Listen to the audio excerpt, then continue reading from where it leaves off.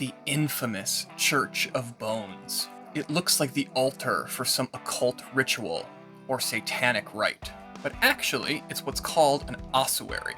They serve a similar purpose to our modern-day mausoleums, a final resting place for a person's remains. The Bone Church is located beneath the Cemetery Church of All Saints in Sedlak, a neighborhood of Kutná Hora, Chechnya, a UNESCO World Heritage Site since 1995. The cemetery church was originally part of what was the oldest Cistercian monastery in all of Bohemia, dating back to 1142.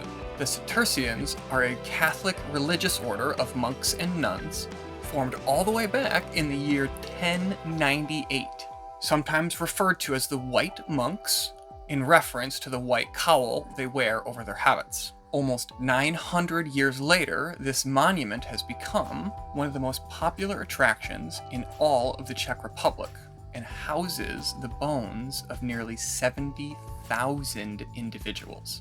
As you might imagine, the origins of a place this old are hard to confirm, but the cemetery church calls it a legend, so that's what we'll call it too. The tale begins with the reigning Czech king of the era ordering the local abbot to make a pilgrimage to the Holy Land in Jerusalem. While on his journey, he stopped before Golgotha, the reported biblical location of Jesus' crucifixion. There, he managed to gather a handful of soil from this sacred site. Then, when he returned to his home, he spread the holy soil across the local cemetery, effectively consecrating the ground. The news of this act spread quickly across the land, making the Sedlak Cemetery one of the most popular in all of Eastern Europe. This is where the legend mostly ends, because from here on out, we have a much clearer historical record. The almost exponential growth in popularity of this cemetery rapidly required the Church of All Saints and its underground ossuary to be constructed by the end of the 14th century. Now you may think an ossuary seems like a strange addition to a Catholic church, but in fact they were fairly common up through the 1600s. Catholic tradition requires a person's remains to be buried or interred on consecrated ground. This is in order to ensure eternal rest. However, cemetery space was very limited. So after enough time had passed that only the bones remained, the decedent would then be dug up in order to make space for new occupants, and their bones would then be moved and stored in the ossuary. Ossuaries also served for many an important secondary purpose, an embodiment of the concept memento mori, remember the death, symbolizing the equality of all people before God, and connected to the Christian belief in resurrection. Unfortunately, also around the time of construction, the area was ravaged by the Black Death, necessitating a temporary cemetery expansion to accommodate nearly 30,000 plague victims. Less than 50 years later, the cemetery would see another major influx of burials when the Hussite army invaded. The Hussites were a Czech proto-Protestant religious movement of the time, in direct opposition to the Roman Catholics. They plundered the region and burned much of it to the ground. Thankfully, the ossuary survived, as well as a portion of the upper chapel. With minor repairs, the chapel and the ossuary continued to be used. It took nearly a century of relative peace before the cemetery could be returned to its proper size.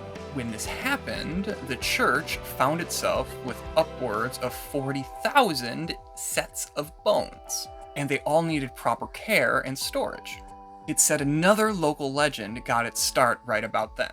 A half-blind monk was divinely tasked with organizing all of the bones into these impressive pyramids. After an unknown amount of time, and against all of the odds, the monk completed his trial. As soon as he did, miraculously, his sight was fully restored, blind monk or not.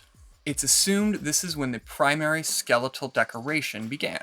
Over 200 years since it almost burned to the ground, the whole monastery complex was rebuilt and restored, being completed in 1742.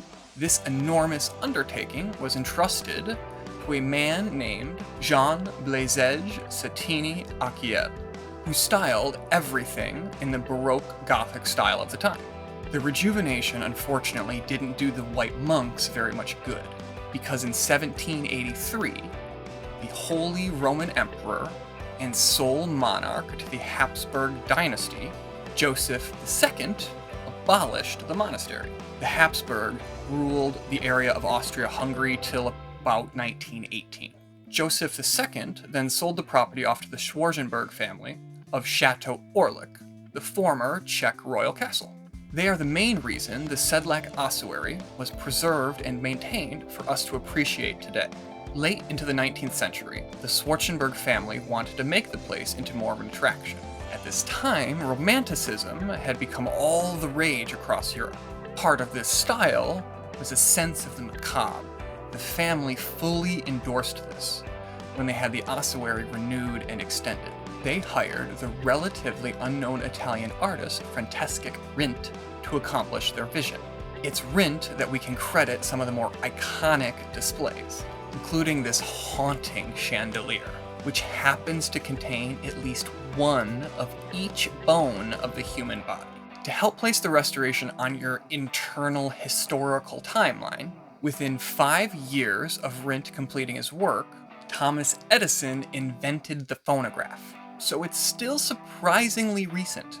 I know you still may find it odd or creepy, but keep in mind that just like similar monuments all across Europe, they continue to be used by many as a daily reminder of how, in the end, we are all the same. The wonder is out there. We just have to be looking for it.